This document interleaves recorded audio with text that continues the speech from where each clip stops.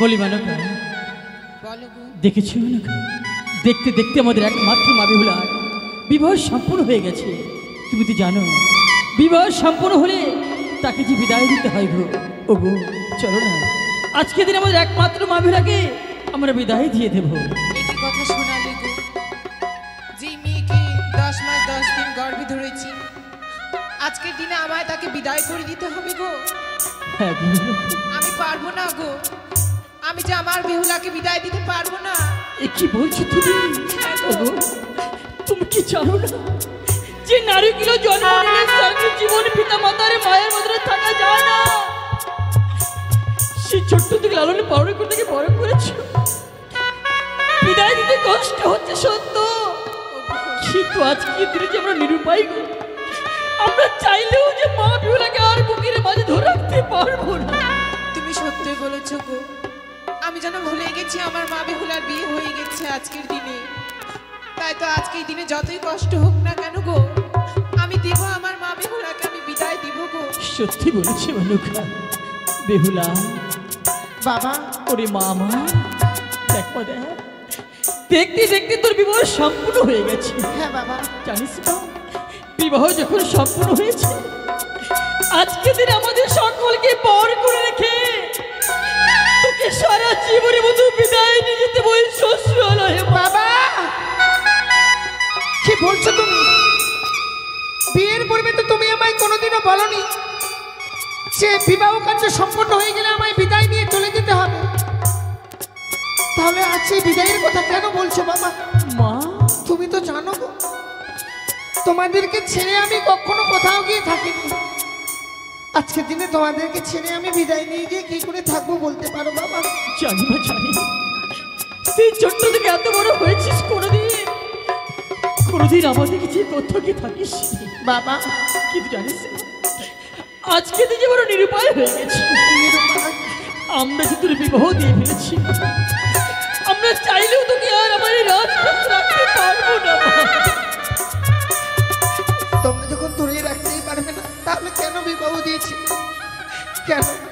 ছোট থেকে তো লালন পালন করে তোমরা আমায় বড় করেছিলে বাবা। মা বড় হয়ে যাবার পর কি আমি তোমাদের মাথার বোঝা হয়েছিলাম? সন্তান কখনো পিতা মাতার মাথার বোঝা হয় না, কিন্তু এই যে নারীদের ধর্ম, ছোট থেকে লালন পালন করে বাবা বড় করে বিয়ের বয়স হলে তাকে বিদায় নিতে হয় পরের ঘরে। মা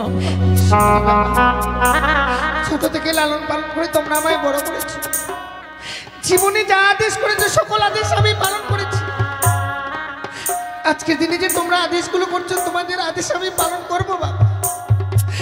তোমাদের কাছ থেকে বিদায় নিয়ে যাবো ওই শ্বশুরালয়ে, যেই শ্বশুরালয়ে আমায় সারাটা জীবন থাকতে হবে। মা মেনকা বলো, ছোট্ট থেকে বড় করেছো বেহুলাকে, কোনোদিন থেকে কোনো কর্ম করাও নি তুমি। আজ যখন বিদায় নিয়ে চলে যাবে, তুমি তাকে সুন্দর করে কিছু কর্ম শিখিয়ে দাও, যাতে সেই কর্মগুলো সে শ্বশুরালয়ে করতে পারে। ওরে মা, মা ছোট থেকে কতই না লালন পালন করে তোকে বড় করে তুলেছি। হ্যাঁ মা, আর আজকের দিনে দেখ আমাদেরকে পর করে তোকে শ্বশুরালয়ে চলে যেতে হবে রে মা। সত্যি মা, তাই তো আজকের দিনে যে যে কর্ম শিখিয়ে দিব, সেই সেই তুই কর্ম করিস রে মা। বেশ মা, বলো না আমায় কি কর্ম করতে হবে? ও বলি ওরে মা বেহুলা,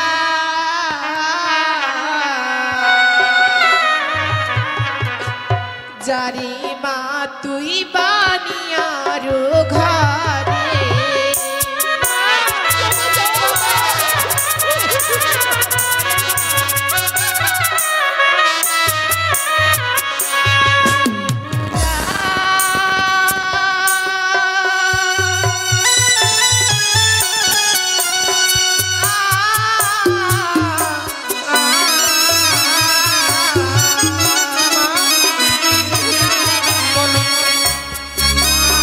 সকাল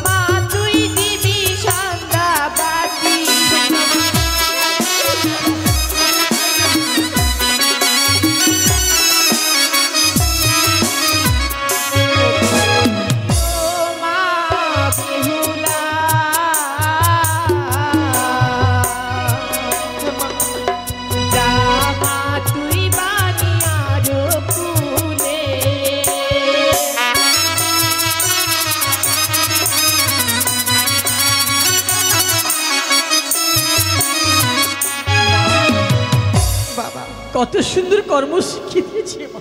সত্যি বাবা, আজ বিদায় নিয়ে চলে যাব বলে মা আমায় কত সুন্দর করে কর্ম শিখিয়ে দিয়েছে। সেই কর্মগুলো আমায় শ্বশুরালয়ে গিয়ে অক্ষরে অক্ষরে পালন করতে হবে, করব। আজ আমি তোমায় কথা দিলাম, তুমি যে কর্মগুলো শিখিয়ে দিয়েছো সেই কর্মগুলো আমি শ্বশুরালয়ে গিয়ে অক্ষরে অক্ষরে পালন করব। বৈবাহিক মহাশয়, বলো রে বিয়ে মশাই। এতদিন বেহুলা ছিল আমার ঘরের লক্ষ্মী, আজ যখন বিবাহ দিয়ে ফেলেছি তুলে দিচ্ছি। আমার ঘরের লক্ষ্মীকে তুলে দিলাম আপনার হস্তে বৈবাহিক মহাশয়। মনে রাখবে, আজ থেকে আমার মা বিলের সমস্ত দায়ী দায়িত্বই আপনার বৈবাহিক মহাশয়। বিয়ে মশাই, আজ আমার গৃহমাঝের কোনো কন্যা সন্তান নেই। আজ হয়তো আমি নিজ কন্যা বলে তাকে গ্রহণ করি, আজ থেকে তার দায়ী দায়িত্ব আমারই বিয়ে মশাই। বাবা, মা, এই বিদায় গেলে আমায় তোমরা প্রাণ ভরে আশীর্বাদ করো। শ্বশুরালয়ে গিয়ে যেন অক্ষরে অক্ষরে আমি স্বামীকে নিয়ে ঘর করতে পারি, ঠিকভাবে যেন কর্মগুলো করতে পারি বাবা। সারাটা জীবনে স্বামীকে নিয়ে যেন সুখে থাকতে পারি বাবা। তাই বিদায় কালে আমরা প্রাণ ভরে আশীর্বাদ করছি বেহুলা জামা যা, ওই শ্বশুরের কিছু স্বামীর স্বর্গীর হতে পারে। বিদায় বাবা, জানি না জীবনে আর কোনোদিনও ফিরে আসতে পারবো কি। আজকের দিনের এই বিদায় মনে হয় আমার জীবনের শেষ বিদায়। এই বিদায় গেলে আমার কথা মুখে আনতে নেই বাবা। বিদায়ও জানি নগরের বাবা মায়েরা, বিদায়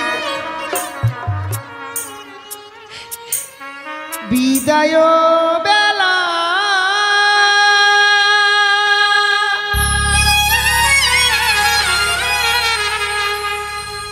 রেখে যাই গো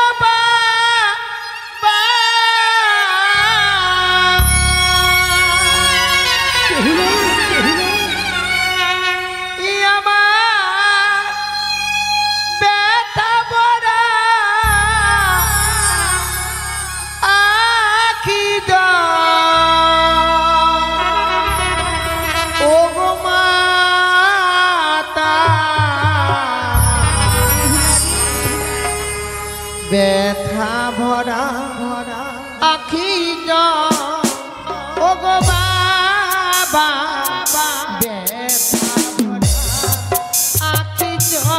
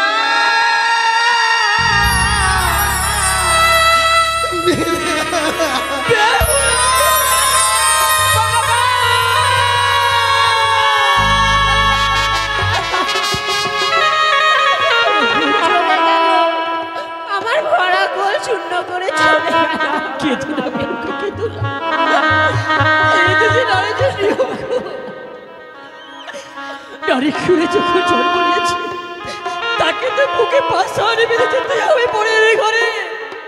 ওগো চলো না, বেহুলা ছিল বিদায় নিয়ে এখন যেতে পারিনি গো, আমরা আরেকটি বার থেকে দেখে আসি। চলো মেনকা চলো। চলো গো।